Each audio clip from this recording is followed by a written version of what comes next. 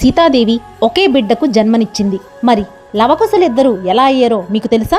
ఒకసారి సీతాదేవి కట్టెలు తేవడానికి అడవికి వెళ్తూ వాల్మీకి మహర్షితో లవుని జాగ్రత్తగా చూసుకోమని చెబుతుంది. కానీ ఆ సమయంలో ఏదో పనిలో నిమగ్నమై సరే అని తల ఊపుతారు. అయితే మహర్షి తన పనిలో పూర్తిగా మునిగిపోయారని గమనించిన సీతాదేవి పిల్లవాడిని తనతో పాటు తీసుకెళ్లడమే మంచిదని భావించి అడవికి తనతో పాటు తీసుకుని వెళ్ళిపోతుంది. వాల్మీకి మహర్షి పని ముగించుకొని తిరిగి వచ్చి చూసేసరికి లవ కనిపించడు.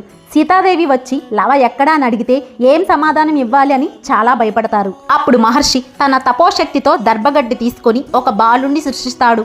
ఆ బాలుడికి కుసా అని నామకరణం చేస్తారు. కొద్దిసేపటికే నిజమైన లవతో వచ్చిన సీతాదేవి ఆశ్రమంలో మరొక పిల్లవాడు ఉండటం చూసి ఆశ్చర్యపోతుంది. అప్పుడు వాల్మీకి మహర్షి జరిగిందంతా సీతాదేవికి వివరిస్తారు.